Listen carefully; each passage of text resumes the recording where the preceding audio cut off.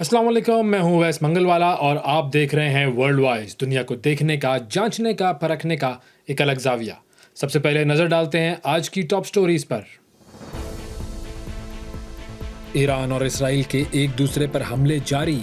Iran ने Israel के जहाज तबाह कर दिए, ईरान का दावा। मिस्र ने गजा एड मार्च न होने दिया, 200 समाजी कारकुन गिरफ्तार।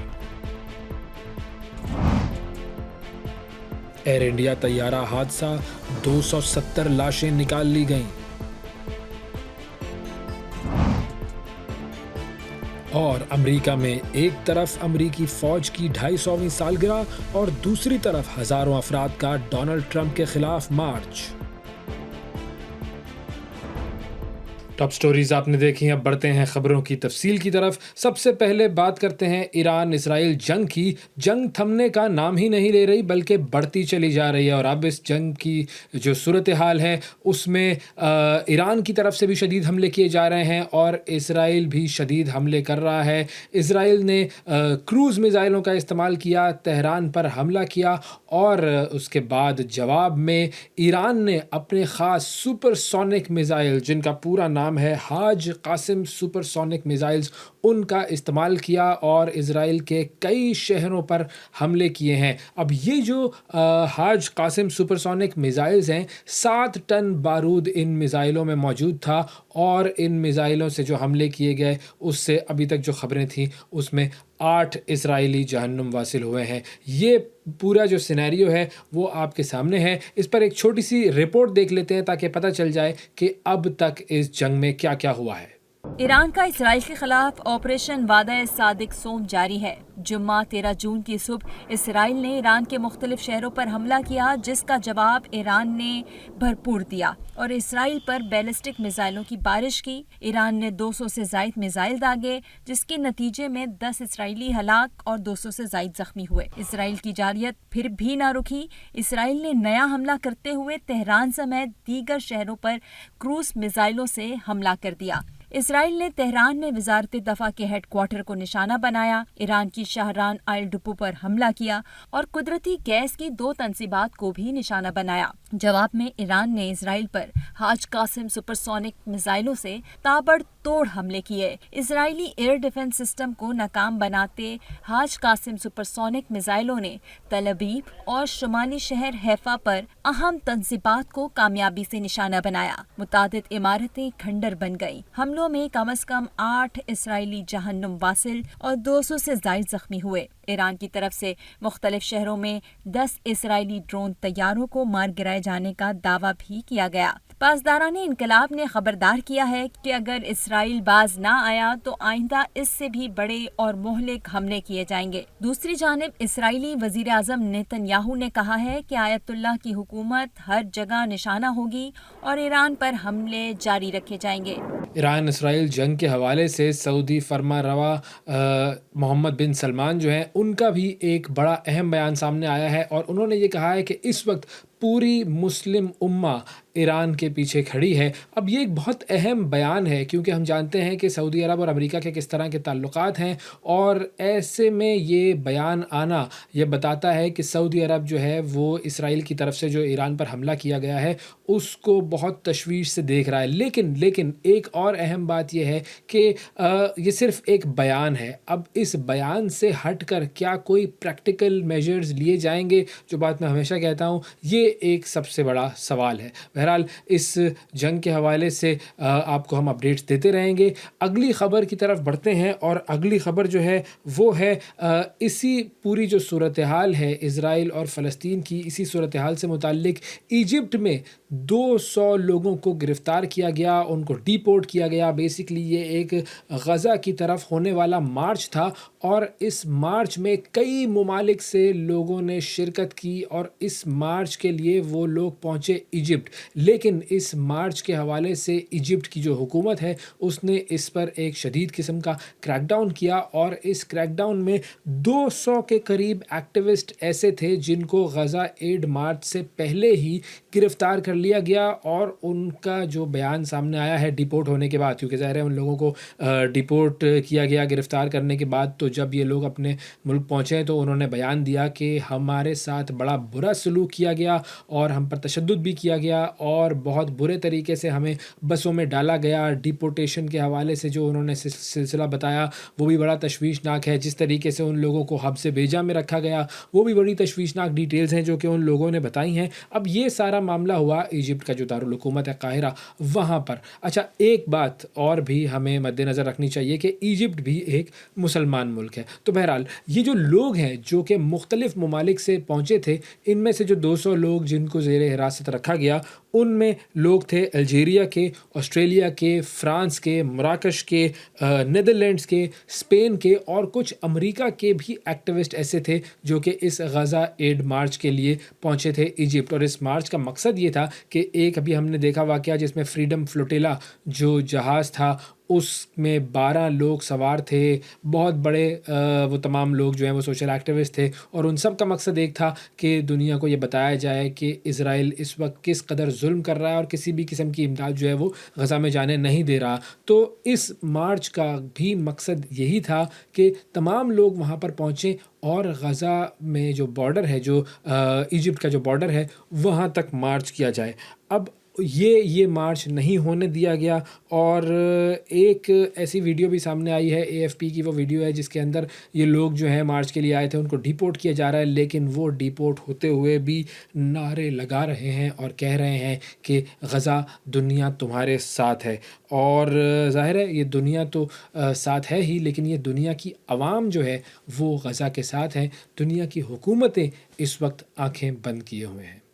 اگلی خبر کی طرف بڑھتے ہیں آپ کو، اور اگلی خبر کے لیے ہم آپ کو لے کر جاتے ہیں بھارت کی طرف۔ بھارت میں ایک بہت افسوسناک واقعہ پیش آیا تھا، ایئر انڈیا کا پلین کریش ہوا تھا احمد آباد کے قریب، اور اس پلین کریش کی تازہ ترین اپڈیٹ یہ ہے کہ 270 لاشیں جو ہیں وہ نکالی جا چکی ہیں، اور ہم جانتے ہیں کہ 242 مسافر جو ہیں وہ اس جہاز میں سوار تھے۔ ایک شخص ایسا ہے ان میں سے جو کہ زندہ بچا لکیلی، اور 241 جو ہیں وہ ہلاک ہو گئے تھے۔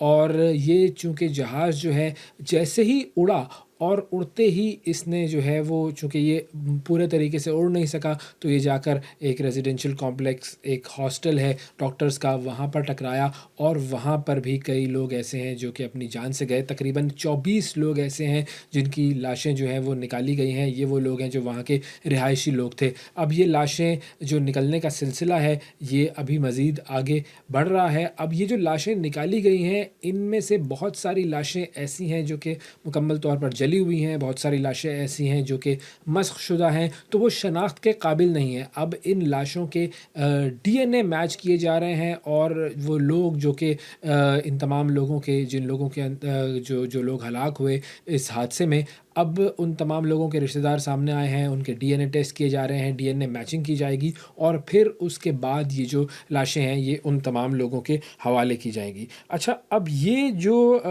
جہاز ہے اس کے حوالے سے ایک اور خبر بھی سامنے آئی ہے کہ جو بلیک باکس ہے اس کا وہ بھی مل گیا ہے، اور اب اس بلیک باکس کی اور جو ویڈیو ریکارڈنگز ہوتی ہیں اور جو آڈیو ریکارڈنگز ہوتی ہیں وہ دیکھی جائیں گی، پتہ چلے گا کہ اس جہاز کے اندر ایسا کیا ہوا تھا جس کی وجہ سے یہ جہاز صحیح طریقے سے ٹیک آف نہ کر سکا اور یہ کریش کر گیا۔ اب یہ جو انویسٹیگیشن ہونی ہے یہ ساری ہونی ہے aircraft accident investigation bureau ہے، اور یہ ساری یہ انویسٹیگیشن کرے گا۔ اچھا، اب یہ جو جہاز ہے 787 Dreamliner aircraft, Boeing company کا یہ جہاز ہے، 1200 جہاز یہ ایسے موجود ہیں دنیا بھر کی مختلف ایئر لائن کمپنیز کے پاس جو کہ اس وقت آپریشنل 1200 جہاز ہیں یہ ڈریم لائنر ایئر کرافٹ کے، اور 16 سال کی تاریخ میں اس जहाज़ का ये पहला हादसा है और ये भारत की अगर बात की जाए तो भारत का शायद सबसे ये डेडली एयर क्रैश तस्वुर किया जाएगा। इस डेडली एयर क्रैश के हवाले से एक कोई ख़ातून नजूमी हैं, उन ख़ातून की एक पोस्ट भी वायरल हो रही है जिसमें इन्होंने कई महीने पहले ये पोस्ट किया था कि 2025 में एक ऐसा जहाज़ का हादसा होगा भारत में जो कि सब लोगों को गमज़दा कर देगा। ये भी एक बड़ी एक इंटरेस्टिंग सी बात है कि उन्होंने ये इसकी पेशगोई की थी और अब ये पेशगोई जो है ये दुरुस्त साबित हुई है।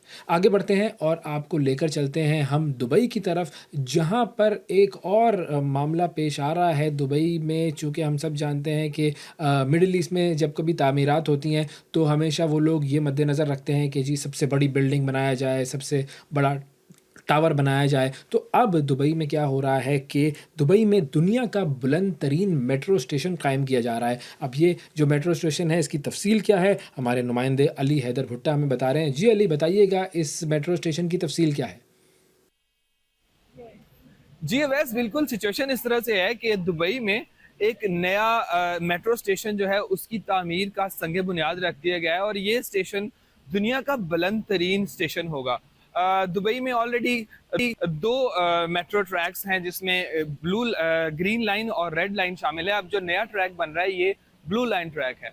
तो इस ब्लू लाइन ट्रैक के ऊपर जो ये स्टेशन तामीर किया जाएगा ये सतह ज़मीन से 74 मीटर्स की बुलंदी पे होगा। और हाल ही में दुबई के जो फरमा रवा है शेख मोहम्मद बिन राशिद अल मकतूम, उन्होंने इसका संग बुनियाद रख दिया है और इसकी जो तकमील है वो 2029 में होगी। सितंबर 2029 में इसका आगाज़ किया जाएगा। और कहा जा रहा है कि जो मेट्रो है, दुबई मेट्रो जो आरटीए का एक प्रोजेक्ट है, इसकी 20वीं जब सालगिरह होगी तब इसका जो है वो आगाज़ किया जाएगा। और ये जो ब्लू लाइन है ये 150 से ज़ायद किलोमीटर का तवील ट्रैक होगा और ये दुबई के उन इलाकों को भी कनेक्ट करेगा जो पहले मेट्रो के ट्रैक के ऊपर कनेक्टेड। तो इस वक्त खबर यही है कि दुबई में दुनिया के सबसे बुलंद मेट्रो स्टेशन का संग बुनियाद रख दिया गया है। जी, बहुत शुक्रिया अदा करेंगे। अली हैदर भुट्टा हमारे नुमाइंदे दुबई से हमें बता रहे थे कि ये जो बुलंद तरीन मेट्रो स्टेशन कायम किया जा रहा है दुबई में, उसका संग बुनियाद रख दिया गया है। अब बढ़ते हैं अमेरिका की तरफ। हफ्ते के दिन अमेरिका की जो आर्मी है उसकी 250वीं सालगिरह मनाई गई और इसी दिन डोनाल्ड ट्रंप की भी 79वीं सालगिरह थी। अब इस दिन बड़ी तकारीब हुई जी और बड़ा एक ज़बरदस्त जो है वो आर्मी का मार्च हुआ, फ़ौजियों ने मार्च किया, परेड हुई और टैंक्स और तोपें जो है उनका एक बहुत बड़ा मुजाहरा हुआ और अमेरिका ने दुनिया को ये बताने की कोशिश की कि वो इस वक्त भी दुनिया की ताकतवर तरीन कौम है और किसी भी वक्त किसी के साथ अमेरिका कुछ भी कर सकता है। एक तरफ तो ये तकरीब हो रही थी, ये परेड हो रही थी, लेकिन दूसरी तरफ 1900 मकामात ऐसे थे जहाँ पर नो किंग्स मार्च हो रहा था और ये मार्च वो मार्च है कि जिसमें अमेरिका के अवाम डोनाल्ड ट्रंप के ख़िलाफ़ खड़े हो गए हैं और डोनाल्ड ट्रंप से ये कह रहे हैं कि जिस तरीके से तुम हुक्मरानी कर रहे हो ये हुक्मरानी करने का सही तरीक़ा नहीं है। तुम्हारा जो तरीक़ा है वो बादशाहत वाला तरीक़ा है क्योंकि तुम ना अदालतों की सुन रहे हो, ना आवाम की सुन रहे हो और मनमानी कर रहे हो और अमरीकी जो कवानीन हैं, अमरीकी जो आइन है उनको मलियामेट कर रहे हो। हफ्ते के रोज़ क्या हुआ सबसे पहले वो देख लें। अमेरिका में एक तरफ फौजी परेड और ट्रंप की सालगिरह, दूसरी तरफ ट्रंप मुखालिफ मुजाहिरे। गुज़िश्ता रोज वाशिंगटन में ट्रंप की सालगिरह के साथ साथ अमरीकी फौज की 250वीं सालगिरह की तकरीब मुनक्किद हुई। तो दूसरी तरफ अमेरिका की कई रियासतों में आवाम ट्रंप की मुखालफत में सड़कों पर थे। ट्रंप के इमिग्रेंट्स पर क्रैकडाउन के खिलाफ लॉस एंजलिस से शुरू होने वाले मुजाहिरे अब कई रियासतों में फैल गए हैं। गुज़िश्ता रोज तमाम 50 रियासतों में हजारों मुजाहिरीन ने न सिर्फ इमिग्रेंट्स बल्कि ट्रंप की दीगर पॉलिसीज के खिलाफ भी एहतजाज किया। मुजाहिरीन ने प्ले कार्ड उठा रखे थे जिन पर अमेरिका में बादशाह नहीं होते और ट्रंप की फाशिस्ट हुकूमत को फौरी खत्म किया जाए जैसे नारे दर्ज थे। नाकदीन ने इस $45 मिलियन की परेड को खुद पसंदाना मुजाहिरा करार दिया है। जी, रिपोर्ट आपने देखी। अब हमारे साथ मौजूद हैं जनाब आसिफ अली साहब, सीनियर जर्नलिस्ट हैं, अमेरिका से हमें ज्वाइन कर रहे हैं। उनसे हम ज़रा ये जो प्रोटेस्ट हो रहे हैं डोनाल्ड ट्रंप के ख़िलाफ़ उसकी तफसील जानते हैं। अस्सलाम वालेकुम आसिफ साहब, बहुत शुक्रिया आपका प्रोग्राम के लिए वक्त निकाला। सबसे पहले मैं चाहूँगा थोड़ा सा अगर आप हमें हमारे नाजरीन को बैकग्राउंड बता दें कि ये मुजाहिरे جو ہو رہے ہیں ڈونلڈ ٹرمپ کے خلاف، لاس اینجلس میں تو ہو رہے تھے، وہاں سے شروع ہوئے، لیکن اب امریکہ کی بہت ساری ریاستوں میں یہ مظاہرے ہو رہے ہیں، ان کا بیسک مقصد تو یہ ہے کہ جو امیگریشنس کے خلاف اور امیگرینٹس کے خلاف جو ڈونلڈ ٹرمپ کی پالیسیز ہیں ان کو کرٹیسائز کیا جا رہا ہے. لیکن کیا کوئی خاص واقعہ ہوا تھا جس کی وجہ سے یہ جو پروٹیسٹس ہیں یہ ان کا آغاز ہوا؟ دیکھیے ہمیں اس کے جو اغراض و مقاصد ہیں اس پہ جانے سے پہلے گراؤنڈ سچویشن پہ جانا پڑے گا. اور اگر آپ کو یاد ہو تو پریزیڈنٹ ڈونلڈ ٹرمپ جو ہیں انہوں نے پہلے دور میں بھی جو غیر قانونی تارکین وطن ہیں ان کے خلاف بڑے پیمانے پر ریڈز کرنے اور ان کو اریسٹ کر کے ان کے ملکوں کو واپس بھجوانے کا اعلان کیا تھا. اور اس پہ انہوں نے کافی حد تک عمل درآمد بھی کیا، اور یہاں تک کہ انہوں نے جو بارڈرز ایریاز ہیں جہاں سے لوگ انفلٹریٹ کرتے ہیں امریکہ کے اندر، وہاں پر انہوں نے کیمپس بنا دیے تھے اگر آپ کو یاد ہوگا، اور وہاں پہ بھی بچوں کو اور عورتوں کو اور مردوں کو الگ الگ کر دیا گیا تھا. اور یہ بڑا واضح ان کی طرف سے پیغام تھا کہ وہ ایلیگل امیگرینٹس کو کوئی بھی اسپیس دینے کو تیار نہیں ہے. اس دفعہ تو ان کے پاس ایسی میجارٹی ہے، ایبسولوٹ میجارٹی ہے، کہ وہ جو بھی قانون بنانا چاہ رہے ہیں، جو بھی امینڈمنٹ کرنا چاہ رہے ہیں، جو بھی نئے اقدام چاہتے ہیں وہ کر رہے ہیں بڑے آزادانہ طریقے سے، اور تمام خطرات سے مبرہ ہو کر، تمام خدشات سے ہٹ کے وہ یہ کام کر رہے ہیں. آپ نے ایل اے کا پوچھا، تو ایل اے میں جو پچھلے کئی برسوں سے یہ اسٹیٹ، آپ کو تھوڑا سا بتا دوں آپ کے ناظرین کو کہ یہ ڈیموکریٹ اسٹیٹ ہے. یعنی کہ دونوں پارٹیز چونکہ بڑی واضح ان کے اندر ڈویژن ہے کہ مختلف اسٹیٹس جو ہیں وہ بڑا کردار ادا کرتی ہیں پالیسی میکنگ میں اور سیاست کے اندر، یہاں پہ امریکہ کی سیاست میں. تو یہ جو کیلیفورنیا ہے یہ بنیادی طور پہ ایک ڈیموکریٹ اسٹیٹ ہے، اور ریپبلکن جو ہے وہ یہاں پر ظاہر ہے جب پریزیڈنٹ ہوتا ہے امریکہ کے اندر تو اس کی کوشش ہوتی ہے کہ وہ اپنی پالیسیز کا نفاذ کر سکے. تو یہاں پہ جو گورنر ہیں وہ بھی ڈیموکریٹس پارٹی سے ہیں، تو انہیں تھوڑا سا اس بات کا تھا کہ گورنر کے پاس چونکہ زیادہ اختیارات ہوتے ہیں، فیڈرل ریپرزینٹیٹو وہ ضرور ہوتا ہے، لیکن اس کے ساتھ ساتھ جو یہاں کا جو میئرز ہوتے ہیں وہ بھی بڑا کلیدی کردار ادا کرتے ہیں اس گورنر کے اقدامات کو سپورٹ کرنے میں. لیکن اس دفعہ پریزیڈنٹ ٹرمپ کی طرف سے جو اقدامات اٹھائے جا رہے ہیں وہ بڑے ہی سخت ہیں غیر قانونی تارکین وطن کے خلاف. اچھا، اب یہ جو لوگ مظاہرے کر رہے ہیں ان کا کیا کہنا ہے؟ آئس ڈپارٹمنٹ جس طریقے سے کارروائی کر رہا ہے اس کے حوالے سے یہ لوگ کیا کہہ رہے ہیں، اور جو امیگریشن پالیسی ہے اس کے حوالے سے یہ لوگ کیا کہہ رہے ہیں؟ یہاں پہ جو لوگ آ چکے ہیں، جو لوگ امیگرینٹ ہیں یہاں پہ اور جن کے پاس کوئی لیگل سٹیٹس ہے، ان کے پاس چاہے وہ گرین کارڈ ہے یا ان کے پاس ورک پرمٹ ہے یا یہاں پہ وہ پاسپورٹ ہولڈر ہیں، تو ان تمام کا یہاں پہ حقوق جو ہیں وہ برابر ہو جاتے ہیں یہاں کے آئین اور قانون کے مطابق.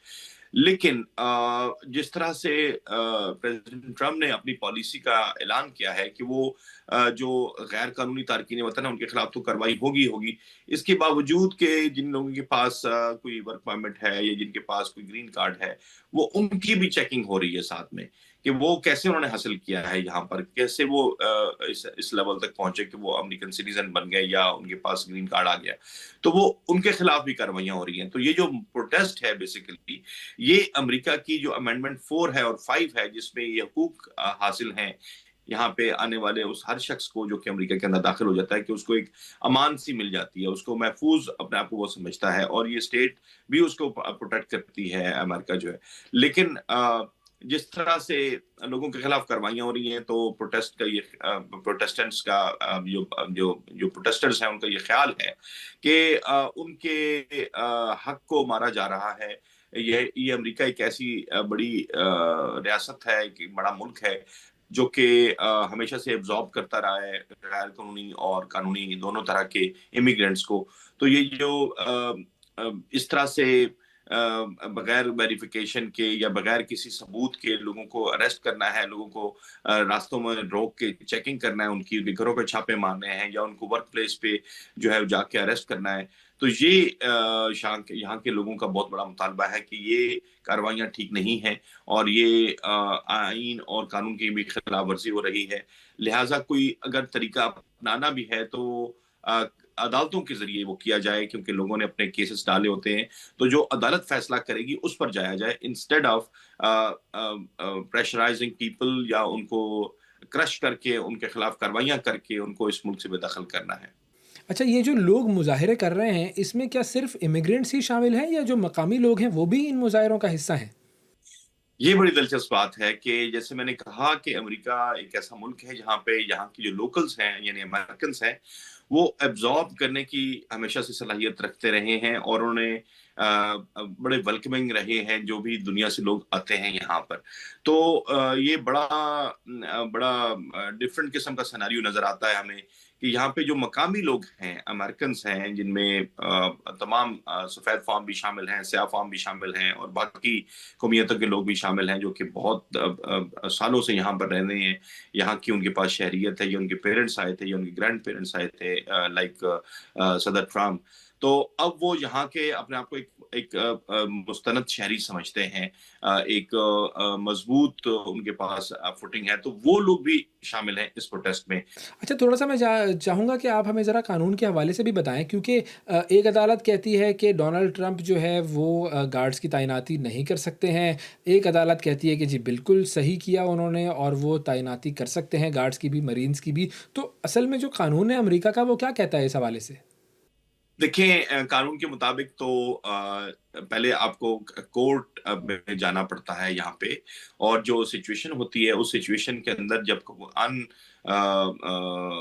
ایون سچویشن ہو جاتی ہے یا ایسے غیر معمولی حالات آپ کہہ لیں جب پیدا ہو جاتے ہیں، ہمیں سب کو معلوم ہونا چاہیے کہ یہ پوری دنیا کا رول ہے کہ جو پیراملٹری فورسز ہیں یا ملٹری فورسز ہیں وہ ہمیشہ بارڈرز پر یا ان علاقوں میں تعینات کی جاتی ہیں جو کہ شورش زدہ ہوتے ہیں یا جہاں پہ جنگ ہو رہی ہوتی ہے۔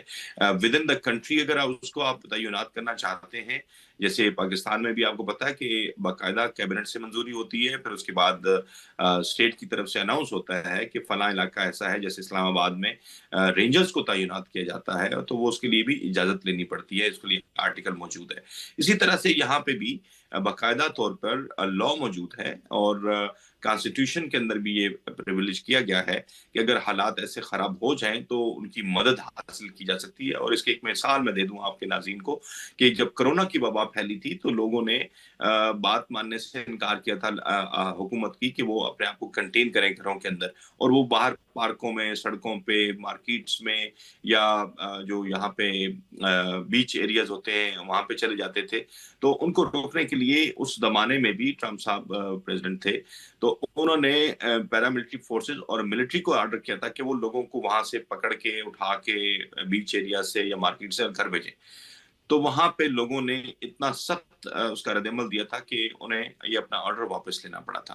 تو یہاں پہ بھی جو کانسٹیٹیوشن ہے وہ پرویلیج کرتا ہے کہ آپ حالات خراب ہو جائیں تو آپ کریں، آرڈر کر سکتے ہیں تعیناتی کا، پیراملٹری یا ملٹری فورسز کا۔ اچھا، گرفتاریاں بھی ہوئی ہیں اس معاملے پر، تو کتنی گرفتاریاں ہوئی ہیں اور ان لوگوں کے حوالے سے ان لوگوں کے خلاف اب کیا قانونی کارروائی ہوگی؟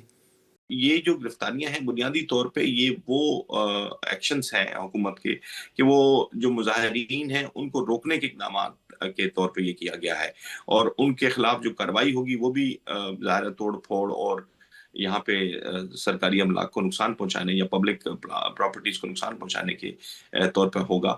لیکن آپ کے پاس کوئی ایسا رول نہیں ہے کہ آپ اگر کوئی شخص پرامن مظاہرہ کر رہا ہے تو آپ اس کو مظاہرے سے روک سکتے ہیں۔ یہ امینڈمنٹ 1 جو ہے یہاں کی، جس میں اظہار رائے کی آزادی کا یہاں پہ بہت آپ کو پتہ ہے شعرہ ہے، اور ایوری بڈی نوز کہ یہ ممکن نہیں ہے کہ امریکہ جیسی ریاست کے اندر بات کرنے کی اجازت نہ ہو، تو اس کے اندر پیسفل پروٹیسٹ جو ہے وہ تو الاؤ ہے۔ تو ان کے خلاف اس قسم کی کارروائی ہو نہیں سکتی، کوئی دہشت گردانہ کارروائی تو نہیں ہو سکتی ان کے خلاف، نہ ہی انہوں نے کوئی ایسا کام کیا ہے جس میں انہوں نے اسٹیٹ کو اس طرح سے نقصان پہنچایا جس طرح ڈسکرائب کیا جاتا ہے کہ جو ایسے افراد ہوتے ہیں جو کہ ملک کو نقصان پہنچائیں یا اسٹیٹ کے مفادات کو نقصان پہنچائیں، ان کے خلاف کارروائی کی جائے۔ تو ایکشن تو ہو رہا ہے، اریسٹ بھی ہو رہی ہیں، لیکن مظاہرے بھی بڑھ رہے ہیں، اور اس کا جو ہمیں واضح طور پر اظہار نظر آتا ہے کہ یہاں پر اظہار رائے کی آزادی ہے، اور اسی وجہ سے لوگ جو ہیں اس کا استعمال بھی کرتے ہیں اور بے خطر ہو کر کرتے ہیں۔ अच्छा, अब चूँकि हमने देखा कि ये जो नो किंग्स मुज़ाहरे हैं, ये तो अमेरिका के बहुत सारे शहरों में फैल गए हैं। तो आपको क्या लगता है कि किस तरीके से डोनाल्ड ट्रंप जो है वो इन मुज़ाहरों को कंट्रोल करेंगे? क्योंकि उनकी जो तबीयत है वो तो अग्रेसिव है, ताकत का इस्तेमाल करते हैं वो हमेशा। देखिए, बिल्कुल ये बात तो मदद क्यास नहीं है कि सरकार जो है वो सिवाय ताकत के वो कोई और रास्ता उनके पास नहीं है कि इन प्रोटेस्टर्स को रोके। लेकिन अगर आप जैसा मैंने ज़िक्र किया और आपने सवाल भी किया कि पैरामिलिट्री फोर्सेस जो हैं वो स्टेट की रज़ामंदी के बगैर या वहाँ की मकामी जो हुकूमत है उसकी रज़ामंदी या उसकी कॉल के बगैर जो है वो तैनात की जाएगी तो एक इंटरनल कंट्रोवर्सी स्टार्ट हो सकती है। तो ये बहुत डैमेजिंग होगा।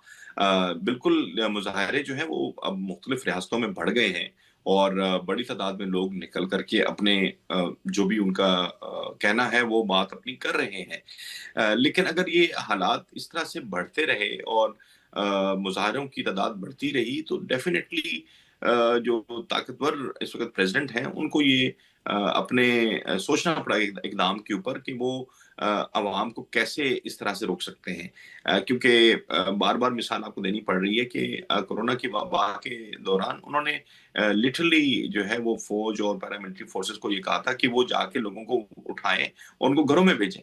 हालांकि ये तो आप अनाउंसमेंट के जरिए करते हैं ये चीजें और यहाँ पर ये प्रूव हुआ बाद में कि उन्हें ये अपना ऑर्डर वापस लेना पड़ा क्योंकि लोग खड़े हो गए थे अपनी अपने ही जो है इदारों के खिलाफ।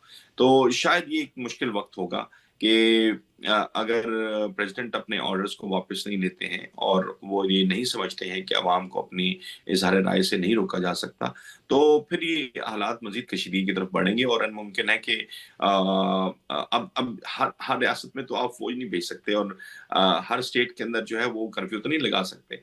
तो जाहिर है आपको लोगों को ये स्पेस देनी पड़ेगी।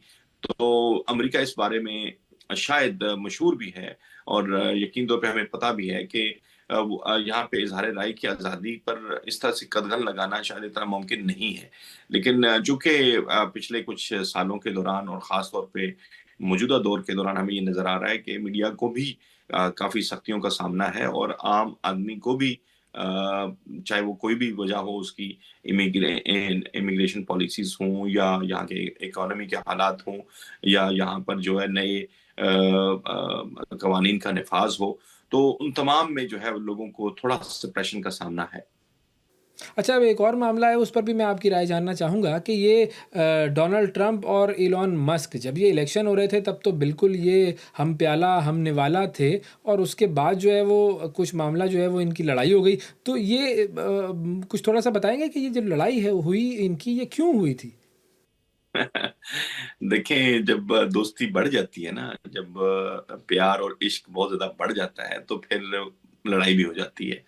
तो ये बुनियादी तौर पे चूँकि आपने देखा होगा कि यहाँ तक कि ओवल ऑफिस के अंदर ट्रम्प का जो बच्चा है छोटा-सा, उसके साथ प्रेज़िडेंट के पास इतना टाइम था कि वो उस बच्चे के साथ खेल रहे होते थे प्रेज़िडेंसी के अंदर। ये भी बड़ा हमने कम देखा है और लगता था कि एलन मस्क जो हैं वो खुद मकीन हैं व्हाइट हाउस के या यहीं पे रहते हैं। बच्चे को उसने अपने कंधे पे उठाया हुआ है और वो घूम रहे हैं व्हाइट हाउस में।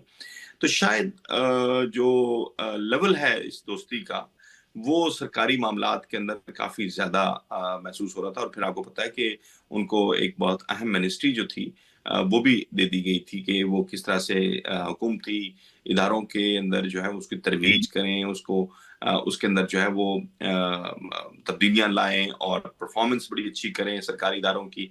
तो एलन मस्क जो हैं वो कभी सरकारी मुलाज़िम तो इस तरह से रहे नहीं हैं। ना उन्होंने कहीं स्टेट को चलाया किसी जगह पे, ना किसी इदारे के इस तरह से वो हेड रहे हैं। बल्कि वो एक प्राइवेट बिज़नेसमैन है। डेफ़िनेटली उन्होंने बड़ा काम किया है और उनके पास एक बहुत बड़ा नाम है। टेस्ला जो एक गाड़ी है यहाँ पे कार है, इलेक्ट्रिक कार उन्होंने इंट्रोड्यूस करी अमेरिका के अंदर। लेकिन इसके बावजूद हम अगर देखें तो ये जो लड़ाई है जिसका आप पूछ रहे हैं कि शुरू कैसे हुई, ये है ट्रम्प के अंदरूनी मामलात। आप कह रहे हैं कि सदर ट्रम्प की जो कैबिनेट है, विद इन कैबिनेट जो है ये बातें शुरू हो गई थी, जमागोइयाँ शुरू हो गई थी कि एलन मस्क जो हैं वो हर मामले के अंदर मुदाखलत कर रहे हैं। इसी तरह से जो ज़ाहिर है अपोज़िशन है यहाँ पे डेमोक्रेट्स हैं और जो बाकी लोग हैं, وہ بھی اس کو تنقید کا نشانہ بنا رہے تھے کہ آخر ان کا کردار ہے کیا. اور جو ایلن مسک جو ہیں ابھی جیسے انہوں نے دعویٰ کیا کہ وہ اگر نہ ہوتے تو صدر ٹرمپ الیکشن نہیں جیت سکتے تھے. ان کی تنقید آپ نے سن لی ہوگی اور ان کے بڑے سخت قسم کے الفاظ جو ہیں ٹویٹر کے ذریعے آتے رہتے ہیں, ایکس کے ذریعے ہم نے سنے ہیں, دیکھے ہیں. لیکن ٹرمپ بھی اسی طرح سے ان کو جواب دے رہے ہیں اور انہوں نے بہت ان کو ان کی پرفارمنس کے اوپر جو ان کے ساتھ وہ رہے جب اس پہ تنقید کی, پھر ان کے جو اقدامات ہیں جس طرح سے وہ ترقی کا ایک فیز جس کو بڑا فخر سے ٹرمپ بیان کیا کرتے تھے اس کے اوپر بڑی تنقید کی. تو یہ جو لڑائی شروع ہوئی بنیادی طور پہ یہ ہے حکومتی, وہی بات ہے کہ اقتدار جو ہے وہ ایسی چیز ہے جس میں کوئی شخص شراکت داری پسند نہیں کرتا. تو اگر ٹرمپ کو یہ فیل ہوا ہے کہ ان کے جو اقتدار جو طاقت ہے جس میں اس دفعہ انہیں بڑی میجارٹی حاصل ہوئی ہے الیکشن میں, تو وہ کہیں کمپرومائز ہو رہی ہے, کہیں پہ کوئی اور بھی اس کا شیئر لے رہا ہے اور وہ اس کو انڈیو شیئر سمجھ رہے تھے. اور اسی لیے شاید ان کے جو قریبی رفقا ہیں یا ان کی جو کیبنٹ ہے یا ان کے پارٹی کے لوگ ہیں ان کے اندر بھی یہ کلیئر ڈیوائڈ آ رہی تھی کہ آخر یہ جو معاشقہ چل رہا ہے, یہ محبت چل رہی ہے دونوں کے درمیان, یہ کس نوعیت کی ہے, یہ کیا ہو رہا ہے, یہ فیورز ہو رہی ہیں, یہ بہت سارے کوشچنز آ رہے تھے اس کے اوپر. تو شاید یہ اس کا شاخسانہ ہے کہ ایک دن کہتے ہیں ٹوٹ گئی تڑک کر کے. تو یہ بنیادی طور پہ ایسے ہوا کہ ایک دن پھر اچانک ظاہر دونوں کے درمیان تلق کلامی ہوئی اور باتیں جو ہیں وہاں تک پہنچی جہاں تک شاید لوگ ایکسپیکٹ نہیں کر رہے تھے. اور فائنلی میں جاننا یہ چاہوں گا آپ سے کہ اب چونکہ وہ ایلون مسک نے کچھ ٹویٹر پر پوسٹ بھی کر دی ہیں اور پچھتاوے کا اظہار نظر آ رہا ہے کہ جی ڈونلڈ ٹرمپ جو ہے وہ تو بڑا اچھا آدمی ہے وغیرہ وغیرہ, ڈونلڈ ٹرمپ بھی جو کہہ رہا ہے کہ نہیں جی ایلون مسک بھی اچھا آدمی ہے. تو یہ کیا پچھتاوا ہو گیا ہے ان دونوں کو, یا کیا ان کا جو ہے وہ ہارڈ ڈسک وہ کیا سافٹ ویئر اپڈیٹ ہو گیا ہے, ان کا کیا ہوا ہے ان کے ساتھ؟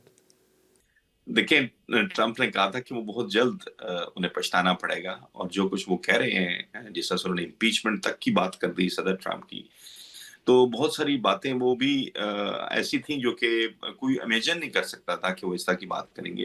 تو یہ ان کا جو پچھتانا ہے شاید انہیں اپنی اس ترقی کے سفر کے اندر جو ہے رکاوٹ محسوس ہوئی ہوگی جو کہ صدر ٹرمپ کر سکتے ہیں. ادارے یہ وہ امریکہ کے صدر ہیں, تو وہ ایک ادارے کے سربراہ ہیں یا ایک پرائیویٹ بزنس مین ہیں جن کے پاس چاہے بلین ہوں ٹریلینر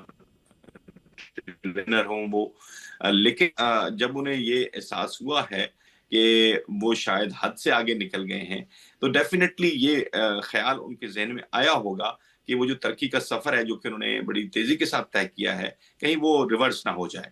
تو یہ پچھتاوا میرا خیال ہے کہ یہ بھی جو انسان کے اندر ایک بلٹ ان ہوتی ہے چیز کہ اسے اپنے خدشات لے ڈوبیں گے, اور اسے اپنا خدشہ یہ لگا ہوگا کہ شاید ان کو نقصان ہوگا بہت بڑا اگر وہ یہ دوستی تو ختم ہو ہی گئی ہے لیکن اگر یہ دشمنی میں بدلتی ہے تو شاید وہ اس کے وکٹم ہوں گے, اس لیے وہ شاید جو ہے وہ دوستی کی طرف واپس آنا چاہتے ہوں گے, لیکن لگتا نہیں ہے کہ دوبارہ وہ تعلقات بحال ہو سکیں. بہت شکریہ ادا کریں گے آصف علی صاحب ہمارے ساتھ موجود تھے. اب ہم رخ کرتے ہیں یونان کا.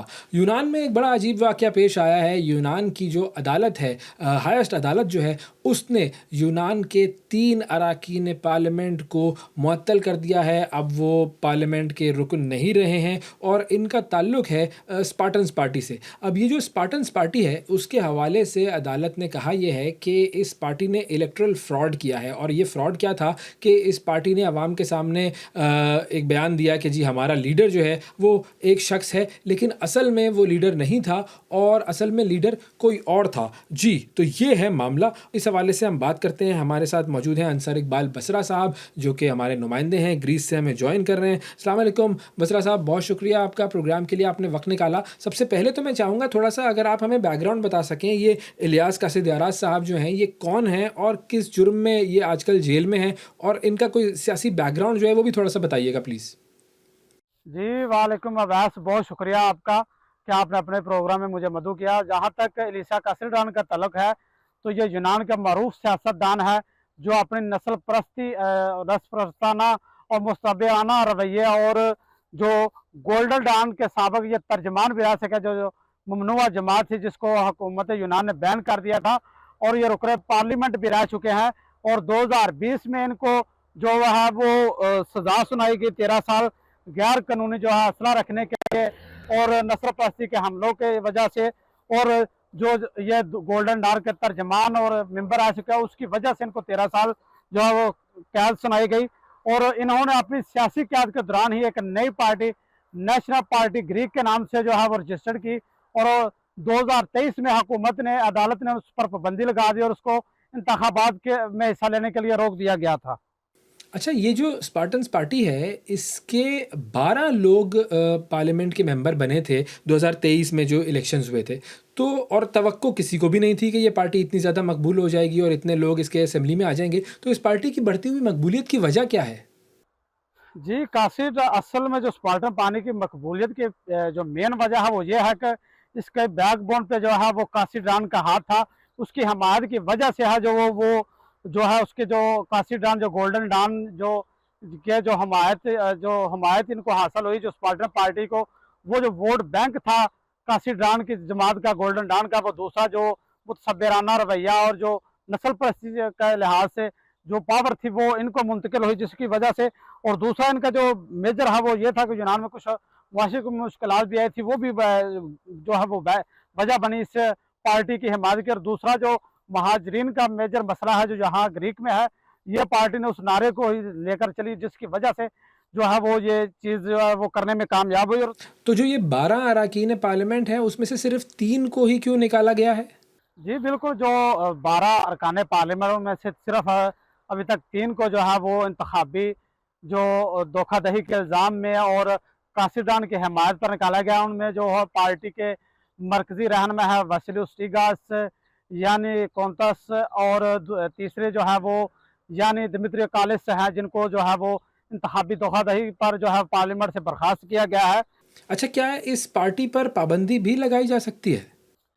जी बिल्कुल, पाबंदी लग सकती है, क्योंकि ऐसा हमें 2024 में देखने को आया है कि यूनानी जो सुप्रीम कोर्ट है उन्होंने स्पार्टन पार्टी पर जो है वो 2024 में पाबंदी लगा दी। जो यूरोपीय पार्लियामेंट के इलेक्शन थे उसके लिए, सिर्फ इस वजह से कि इस पर जो स्पार्टन पार्टी है वो जेर असर है, जो इलियास जो कासिडन है उसकी वजह से जो है इस पर पहले ही पाबंदी लगा दी। अगर ये कार्रवाई साबित हो जा सकती है कि इसका असल जो रहनुमा मरकजी है वो कासिडान है, वही इस पार्टी को चला रहा है, तो बिल्कुल इस पर पाबंदी जो है वो लग सकती है, जैसे पहले गोल्डन डार पर लगी थी। बहुत शुक्रिया अदा करेंगे। अंसर इकबाल बसरा साहब हमारे साथ मौजूद थे, हमारे नुमाइंदे ग्रीस से, और स्पार्टन्स पार्टी के साथ जो कुछ हो रहा है वहाँ पर उससे हमें आगाह कर रहे थे। आज के प्रोग्राम में नाजरीन इतना ही। आपसे अगले प्रोग्राम में फिर मुलाकात करेंगे। उस वक्त तक के लिए इजाज़त दीजिए। अल्लाह हाफ़िज़।